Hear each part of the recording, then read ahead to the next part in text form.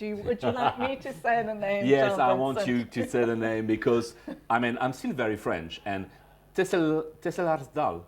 No. Tesselaarsdal is very good. Well done. Do better. Tesselaarsdal. Tesselaarsdal Chardonnay 2020. It's Hemel-en-Aarde Ridge, so the top of the valley. That's kind of a new kid on the block. Yes, relatively So- speaking. What do you think of it, Cathy? Okay, once again, eyes, nose, palate. Bright, pale straw hue, quite luminous, no gradation, so very youthful and engaging colour. It's rather restrained on the nose for me. I do, however, get some white flower, some almonds, a kind of nutty character, which I think is from the oak. But also I do find that Chardonnay sometimes, when it's in a cooler climate, can exhibit that kind of nutty almond character. Which doesn't mean oxidation, it's just Not the at way all. the wine is expressing itself. So, But I'm it's- so on the white flower here with you. Huh? Yeah, the It's- white flower is beautiful. And there's also some faint lemon character as well. And unlike some Chardonnays that you present with lime, on this one I don't find any lime or any ruby grapefruit or any blue orange. This one I'm just getting pure lemon. And you know that nuts that I was talking about, it's a raw nut, it's a raw almond character. So once you've just peeled it, it's not your roasted peanuts, eh? Somehow I'm getting, I know you're not supposed to say this, but a sense of salinity on the nose as well. Could you call it rock pool? But not a stinky rock pool, a fresh rock pool after the wave has just washed through it. And on the palate, again, that pure lemon fruit, a very beautiful, fresh, engaging acidity, but not one that is searing. And then I'm not picking up much oak on the palate at all on this wine. No, we had some spiciness on the nose, but it was so the white flower was for me not overwhelming but extremely intense.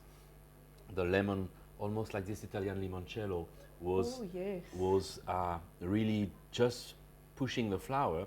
But I don't find a lot of intense vanilla or other spices. But on the palate, the salinity at the end, Beautiful. wow, Do you see it? that's a clear marker for this wine. Most definitely. It's got that beautiful saline edge and it extends the palate as well. But once again, this is in a style that is lighter and leaner than the rather big oaky Chardonnays that we used to make in the past. But we're in a cool region as well. And from a very cool region. I mean, the mornings up there can be very, very cold. They also have a lot of cloud cover as well. And the cloud cover is good because it avoids sunburns, so you don't have this overripe, Exactly. faulty flavor that you can still find on some chard that has been exposed to too much sun. I kind of call that character blue-orange, or frotnachi for those of you who speak Afrikaans. Or when you're talking to an Englishman, overripe mandarin. Overripe mandarin. Mandarin. Oh yeah. From a very ripe Chardonnay from a very warm area. So when I'm lecturing overseas, often people just say this is Chardonnay because it's got citrus. And you have to remind people that citrus includes a big range of fruit, Oh, yes. from limes, lemons. Citrus don't limit itself to lemon only, huh? By far. Absolutely. And what's the Japanese one? Uzu. Uzu? And then there's granadilla. I mean, sorry, not granadilla, ruby grapefruit, Ruby white grapefruit. grapefruit, mandarins, tangerines, oranges. So there's a broad spectrum, and it helps if you use all of those So different which one is fruits. the word for this one, the key word? Waxy lemon. Waxy lemon. Waxy lemon, And salinity, hmm and Salted preserved lemon as well. salted preserved lemon. This is extremely delicate, this wine.